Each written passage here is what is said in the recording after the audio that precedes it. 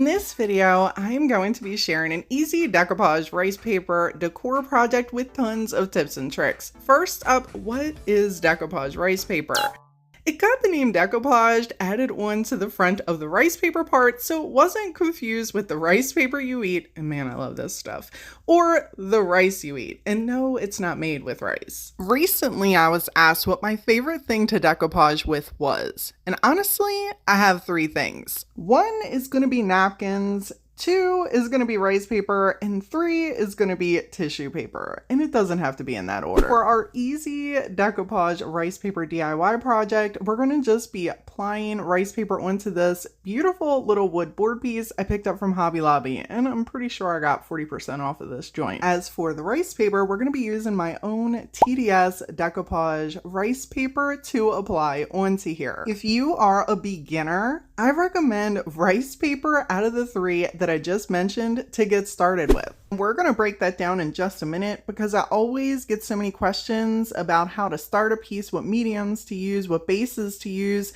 and what type of projects can we decoupage. And people, because I love giving y'all options, we're going to do 2 little side projects in this video as well using glass and chalk paints and a multi-surface paint on a ceramic base. And if you don't like either one of those options, feel free to grab you some acrylic gesso. This is a great base for decoupage, or get you some artesian paints. I love DIY paints. And if you're looking for a retailer, my girl Sammy over at Unicorn Dust Designs is one. Her link is usually in my description box. Let's move on to talking about the durability of the 3 pieces. Remember when I said rice paper is a great beginner to start with? That's because it's so durable. And for this demonstration, I wanted to use a quality brand napkin. Most of you are familiar with this brand, okay? And I wanted to use a good one in case I had somebody try to come along in the comments and be like, Brittany, that wasn't the best napkin to use for that demonstration.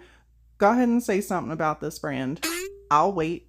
Let's check out our 3 pieces here. Tissue paper is literally stuff that you shove in gift bags at Christmas time. Okay, not my tissue paper, okay, because I decoupage with mine.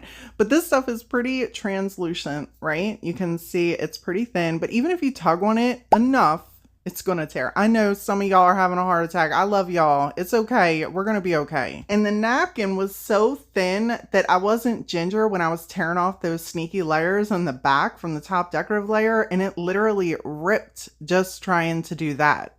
The rice paper, you're gonna see I'm tugging on it, and I'm tugging it so hard, even my hand pops off. The tension in the center of it, and it's not tearing, not gingerly, not easy. That's because rice paper is compiled of plant or mulberry fibers, and this really varies depending on the type of rice paper. They're not all made exactly the same. Now people, hold your breath, okay? We're gonna be spraying these with my little water bottle, little spritzy spritz, just to show you how easy it is. So when people ask me in videos, can you spray the napkins like you do my tissue paper and my rice paper? No, this is what's gonna happen. Literally, they will, if you put too much water on them, they're going to shred right in your hands. Don't do that with your napkins, people. Learn from me here. Save your napkins at home, okay? Allow me to destroy stuff for you. Now, my tissue paper is pretty fabulous. You can absolutely spray this stuff. It helps to bond things better with your medium. However, if it gets too wet, you can still tug on it. And after it's moist and soaked in, it's still going to pull apart, okay? Now, that just means you need to be ginger with it, but it's slightly more durable. As you could see when I first wet it, there is some tug there, there's some give. You're not going to have this problem at all with this, okay? You're going to be able to spray it, you're going to be able to pull on it, and anybody that has my rice paper, by all means, do the same thing, okay? Now, you see me pull, I'm really pulling this, okay? Again, it's not completely saturated, so I'm going to spray it a little bit more to show you just how much the rice paper can take. So now finally at this point with 5 sprays and a good tug, it tears. But as you'll notice here, I'm still pulling and tugging. It's still not breaking completely easy. This is one of the reasons I say if you're a beginner, I recommend using rice paper. It has a little bit more durability and it will help save you from getting frustrated and wanting to quit if you start with tissue paper or napkins. People, I do want to remind y'all that I am not the end all be all of decoupage. Not all rice paper is created equal, and there are a ton of different brands along with a lot of different decoupage artists out here that will have different opinions, different products, and different experiences than mine. This is my opinion, my experience, and my knowledge based on the things that I have worked with, I've tried, and I have done throughout the years. Take the information, remix it with what works best for you and your projects at home. To apply our mediums on each one of our projects, I'm just going to be using one of my TDS artist brushes. These are in the fan style. They're perfect for decoupage, and they are my go-tos. For our medium, we're going to be using this stuff. Now, I'm constantly asked about different products, what's safer outside. So behind the scenes, I got a little experiment going on, and I plan on putting this piece outside to sit for a bit. Okay, so I'm testing this, again, behind the scenes. It does say this stuff is non-toxic, which I love, okay? But it does have a teeny bit of a smell, people. So if you go to get this, you know, your girl warns you. All right. I love the ability to be able to squirt whatever medium I'm using, whether I'm using polyacrylic, whether I'm using this stuff, Mod Podge, or liquid patina. I can just lather up whatever I am doing whenever I'm using rice paper. It's super easy to apply. So I just put a nice coat now I don't do this with napkins, y'all. I don't get this wild, okay? I don't just pour it all over and then stick it. But for rice paper, I am able to do that. I put a nice thin layer. I give the piece a little spritz with some of the water on the back that we're going to be attaching to the medium. And then I just use my fingers. Feel free to use a brayer, your cling wrap, whatever works best for you. As far as the rice paper goes, it's just been in my experience. Usually my fingers do the job. If I noticed that there might be, and I'm never one to really worry about wrinkles. If I am, I bust out the iron and do the iron-on method, period. If it is even something I begin to think like, I don't feel like seeing a wrinkle up in this joint, it's iron, regardless. I don't care what anybody says, and everybody's entitled to their opinions. We all got one. I feel like the iron is the best way to get a flawless look. But reality, I like getting in there with my fingers, and this works just fine for me.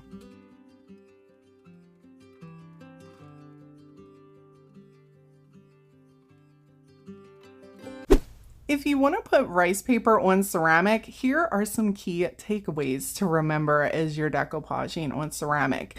It's extremely porous, so starting with a base is always a good idea.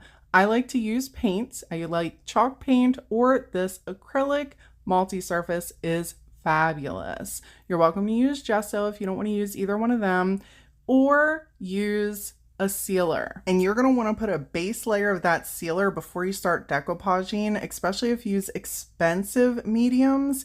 That medium is going to keep sopping up into the porous ceramic. I've been working with ceramic since I was a child. It's always good to get a base coat on there. And here I'm just sharing with you that you can see the translucency with the print in the back, as well as some of the fibers coming through. I'm cutting down a little section of my TDS Decoupage Rice Paper. Feel free to take this idea and remix it using whatever you would like. I'm actually going to cut out these flowers on the one side, and we're going to be using some liquid patina for our medium. I'm often asked what my favorite medium is. It's actually a stinky one, and it's very toxic, and it's called polyacrylic. Okay, I like the water-based formula. I love using that on my furniture. I love using that so much. It gives a great protection with your pieces. However, it's toxic. It gives me a migraine, and honestly, I don't like wearing face masks. This is a great sealer for me. I'm not so in love with liquid patina as my medium. It's really thin, and I will find that I struggle even with adding water, and the more patina, I'll have little sections like that constantly will pop up, and I'll have to go back and keep fixing. It can get frustrating, but this stuff, the way it dries, people, I'm not even kidding. Like, the way this stuff dries, you can't tell where your piece ends, where the medium starts. It's just not as sticky as I would like it for a medium, but I love it as a sealer. I use it very often as a sealer. Another medium I really like that I don't have on hand right now is Dixie Belle Satin. I do really like that stuff too. So if you're looking for something artesian, I like that stuff. And I'm branching out, okay? I'm branching out. I'm trying different things in the background here. So stay tuned for all that.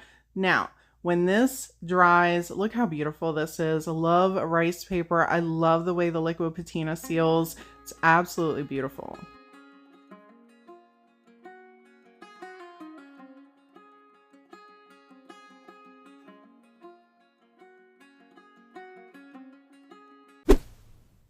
And for this project, we are going to be applying a little strip of rice paper over top of this half painted glass jar with some chalk paint. Honestly, I have put rice paper, napkins, you name it, on clear glass jars as well. You don't have to paint them. I just wanted to show you that you can put a base on it and then spray your water on top of the rice paper once you have your medium on there, and just apply it on down. As much as I love my Mod Podge, people, it's not the best sealer. I love using this for application purposes, but it's not going to give you a streak-free finish. That is one of the things I love about the polyacrylic that I use. It's actually another thing that I really like about that acrylic outdoor that we're using on our main piece. We're going to get back to that in just a second. And keep in mind, as a sealer, Mod Podge can be streaky. So while I love it as a medium for attachment, sealing over pieces, it depends on the project for me what I use this for as an end result. For our rusty little vintage jar here that we made, I like how this turned out.